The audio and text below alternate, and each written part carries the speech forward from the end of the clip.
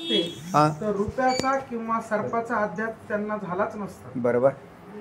शिवाय लोभ भयादी विकार हे ज्ञानानंतर उत्पन्न होतात, म्हणून त्यांना रुपयाच्या किंवा सर्पाच्या ज्ञान उत्पत्तीमध्ये कारणता मानता येणार नाही. कारण ते कधी झाले? ज्ञानानंतर, म्हणजे अध्यासाच्या नंतर उत्पत्ती झाली त्याची.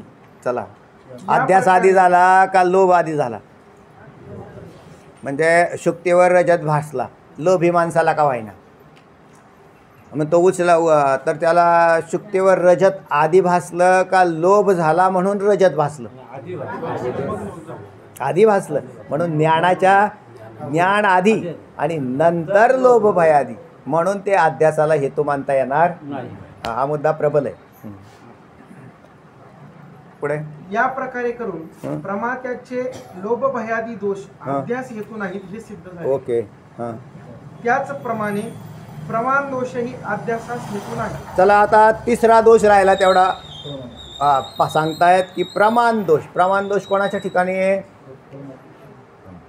प्रमात्याच्या ठिकाणी. प्रमात्याचा स्वतंत्र दोष झाला. सादृश्य म्हणजे विषयाच्या ठिकाणचा. प्रमाता ज्याला ज्ञान होतं तो. आता प्रमाण ज्या इंद्रियांच्या द्वारे होतं त्याला काय म्हणतात? प्रमाण. मग आता इंद्रियांच्या ठिकाणचा दोष सांगतायत. प्रमाण दोष कसा आहे ते पहा. कारण सर्व पुरुषांना रूपरहित आकाशाच्या ठिकाणी नील रूपाचा अध्यास होतो. आकाशाचा रंग सांगा. आकाशाचा रंग निरूप आहे ते. रूप हे तिसऱ्या भूतापासून तयार झालं. आकाशाचा शब्द हा गुण आहे. आकाशापासून निर्माण झालेला वायूचा हा स्पर्श गुण आहे. वायूपासून निर्माण झालेल्या तेजाचा रूप हा गुण आहे. आणि रूप म्हणजे त्याच्यात पीत, नील, आहे का नाही, तांबडेपणा, हिरवेपणा, हे रंग कोणाचे आहेत? रूपाच्या ठिकाणी आले. तर ते भूत पुढे येते. म्हणून आकाशाच्या ठिकाणी आकाश निळे का नीलता रहित आहे, म्हणजे निरूप म्हणतात त्याला. पण आमच्या डोळ्याला तर आकाश सगळं, आता ज्यांनी निळं आहे आकाश म्हटलं ह्यांचं काय चुकलं आहे असं नाही. कारण मी बी पाहिल्यावर मला निळंच दिसतं. बरोबर आहे का नाही? मग माझं डोळं खराब म्हणजे निळं म्हणणाराचे डोळे निळे सगळ्यालाच दिसतंय ना. मग सगळ्यांचे डोळे खराब आहेत असं म्हणा, तर सगळ्यांच्या डोळ्यात दोष आहे का? नाही. म्हणून कोणताही दोष नसताना अध्यास संभवतो. काहीही दोष नसताना, प्रमाता दोष, प्रमाण दोष, प्रमेय दोष, तिन्ही दोष नसताना अध्यास होतो. हे सिद्ध झालं. उलट आकाशाच्या दृष्टांताने काय सिद्ध करून दिलं? प्रमाता, प्रमाण, प्रमेय. बरं, प्रमात्याचा दोष समजावा तर सगळ्यांना निळच दिसतं. प्रमाणाचा समजावा सगळ्यांना निळच दिसतं. सादृश्यता म्हणजे त्या प्रमेय वस्तूच्या ठिकाणचा पाहिला तर ती वस्तू तर तशी नाही वास्तविक. मग आकाश निळं नाही पण तरी निळं दिसतं, तर तिन्ही दोषांनी रहित आहे. चला, सर्वांच्या नेत्ररूप प्रमाणामध्ये पित्ताचा किंवा तिमिराचा दोष म्हणणे संभवत नाही. बरोबर आहे. सगळ्यांचे डोळे खराब म्हणणे संभवत नाही. तिमिर दोष म्हणजे हाच तिराळेपणा. कशामुळे तरी त्या डोळ्यामध्ये काही फॉल्ट तयार झाला आणि त्याच्यामुळे त्याला दिसतं असं म्हणावं तर सगळ्यांचे डोळे फॉल्टी म्हणावे लागतील, तर हे संभवत नाही. सर्वांना भूक लागण्यात जसा दोष नाही तसे सर्वांना आकाश निळे दिसण्यात पित्तादी दोष नाही. बिलकुल दोष नाही. कारण जसं भूक लागली ते म्हणले तुमच्यात दोष असला पाहिजे. म्हणजे भूक लागली आमच्यात काय दोष आहे? सगळ्यांनाच भूका लागतात. तर हा जसा दोष नाही तसं सगळ्यांना आकाश निळं दिसणं हा दोष नाही. म्हणून प्रमाण दोषही अध्यासाचा हेतू नाही हे सिद्ध झाले. बस, आता प्रमाण दोष सुद्धा अध्यासाला हेतू नाही हे सिद्ध झालं.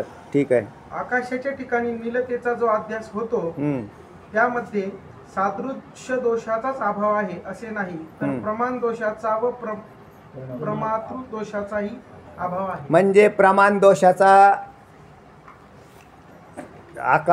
प्रमेय दोषाचा आणि प्रमातृ दोषाचा, तिन्ही प्रमाता, प्रमाण आणि प्रमेय, हे तिन्ही दोषाशिवाय अध्यास घडतो.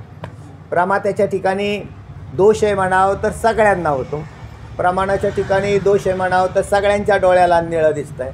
बरं आकाश निळं आहे म्हणावं तर नीलतेचा अभाव, म्हणून तिन्ही दोषांच्या शिवाय अध्यास संभवनी आहे.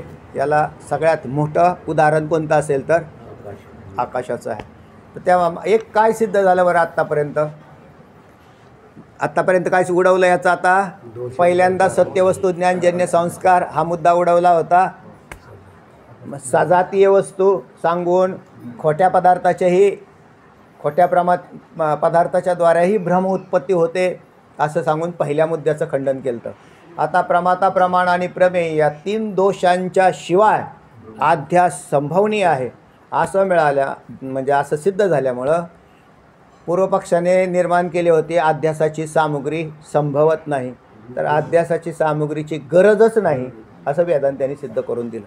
एवढी अध्यासाची सामुग्री पाहिजे, तर सामुग्रीची गरजच नाही तरी अध्यास संभवतं हे सिद्ध झालं. म्हणून आता कार्याध्यासाचा संभव सिद्ध झाला. कार्याध्यास संभवनीय आहे हे सिद्ध झालं. कोणताही दोष नसता आकाशाच्या ठिकाणी नीलतेचा अध्यास होतो, तसा आत्म्याच्या ठिकाणी कोणताही दोष नसता बंधाचा अध्यास संभवनीय आहे. झाला का नाही? आत्म्याच्या ठिकाणी कोणता आहे? आत्म्याच्या ठिकाणी काहीच नाही. समांतर दृष्टांत आहेत. म्हणजे आकाशाची नीलता जशी सगळ्यांना प्रतीतीला येते आणि अध्यास संभवतो, अगदी तसंच आत्म्याच्या ठिकाणी सुद्धा अध्यास संभवतो. आत्म्याच्या ठिकाणी कोणतंही शरीर नाही, रूप नाही, वर्ण नाही, जाती नाही, गोत्र नाही, कुळ नाही, तरीसुद्धा सगळ्या प्रकारचा नामारूपाचा अध्यास निर्माण करून घेतलेला आहे.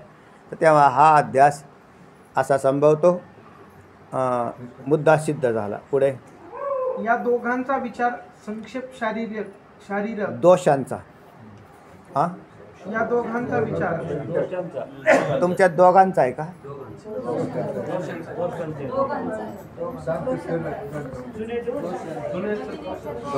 खाली परत आले ना दोष शब्द झाला त्याच्या खाली उडीला हे दोष अध्यासाच कारण नाही. दोघं नाही दोषांचा. हा ते दोघांचा चुकलेलं आहे. खाली पण दोष म्हटलेले आपण तिथं स्पष्ट दोघांचा लिहिलंय त्यांच्या ह्याच्यात.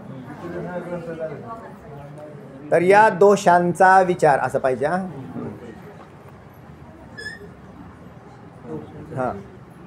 या दोषांचा विचार संक्षेप शारीरिक विवरणादी ग्रंथात विस्तारपूर्वक करून दोघांचा असं झालेलं आहे ना, तिथं ते चुकून झालेलं आहे. दोषांचा पाहिजे.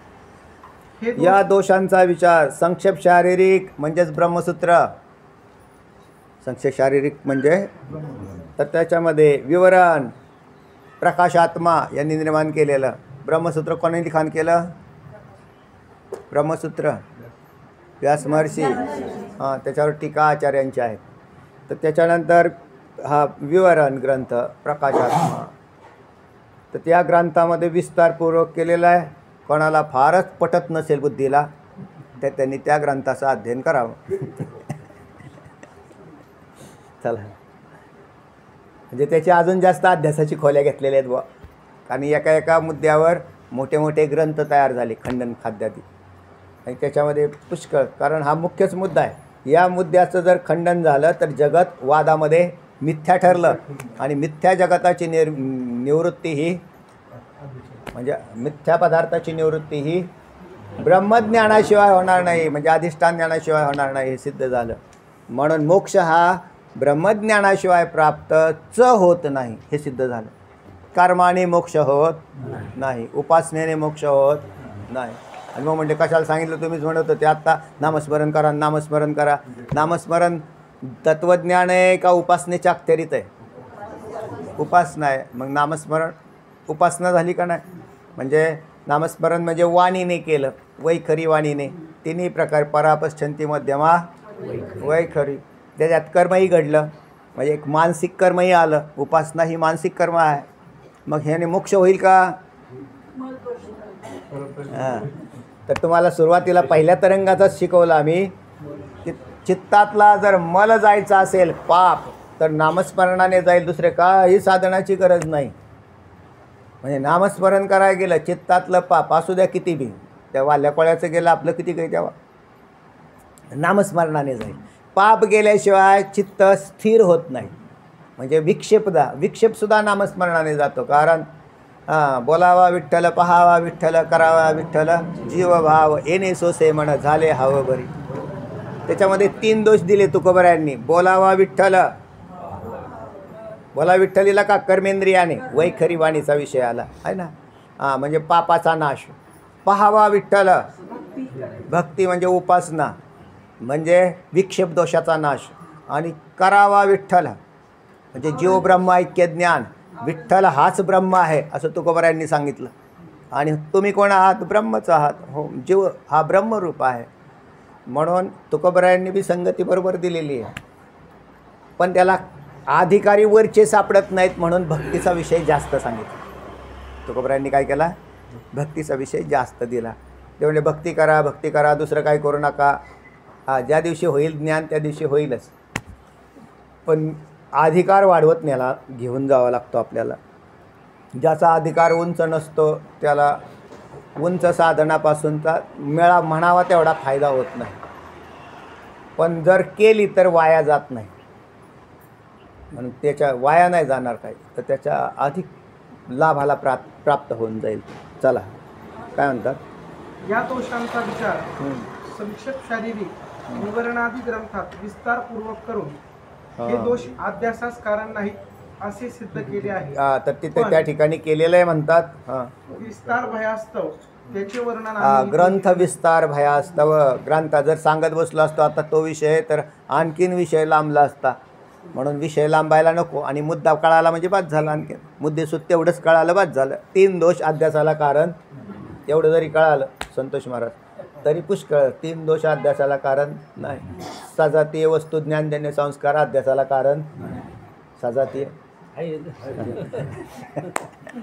सत्य वस्तू ज्ञानजन्य ते नाही तर तुम्ही आपले हा म्हटलं हा म्हणत राहा.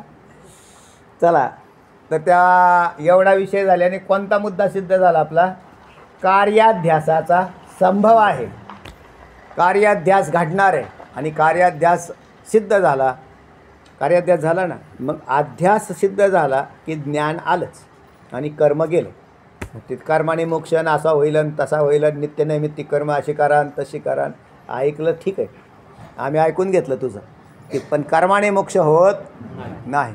आणि हा अखंड सिद्धांत आहे. ज्ञाने विनयके उपाय करसी जितुके तीही गुंपिसी अधिके रुखी. माऊली ज्ञानोबराय सांगतात तत्त्वज्ञानाशिवाय जेवढा उपाय करताल हा तुम्हाला खड्ड्यात घालून जाईल. काय उपयोग नाही त्या. रुखी गुंफीत त्याच्यात गुंतून बसशील तू. ज्ञाने विनयके उपाय करसी जितुके तीही गुंपिसी अधिके. अधिक गुंतून बसणार. रुखेई तिथंच बसणार तो. म्हणून जे का शतमुख संपत्ती स्वर्गीची आहे. काय माऊली म्हणतात ना, जशी 100 यज्ञ करून ते शतमुख संपत्ती स्वर्गीची आहे.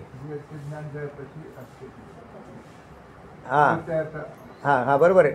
काय सुरुवात केली? ते ज्ञान जयाचे हाती जैसी शतमुख संपत्ती स्वर्गीची.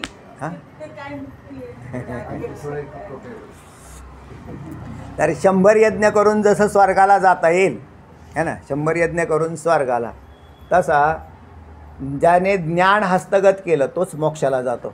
म्हणजे ज्ञान हेच मोक्षाचं. मग आता ते कसं होतं तर काय नाही, दयाळू भगवंत जो कोणी भगवंताची सेवा करता करता एक दिवस त्याच्या चित्तात आपाप हे ज्ञान प्रगट होतं. आपाप सद्गुरूंची भेट होते. तत्वदर्शी तद्विद्धी प्रणिपातेन परप्रश्नेन सेवया उपदेक्षन्ति ते ज्ञानम ज्ञानिनस्तत्वदर्शिनः. तत्वदर्शी साधूची भेट होते आणि एक दिवस मोक्ष मिळतो. तर त्या चला काय म्हणतायत ऐका. आता झालं का? विस्तार भयासह देत नाही. आता पुढचा मुद्दा येतोय की कारण अध्यासाचा संभव. तर पुढच्या वेळेस घेऊ. पुंडलिक वरदा हरी विठ्ठल श्री ज्ञानदेव तुकाराम पंढरीनाथ भगवान की जय. माऊली ज्ञानेश्वर महाराज.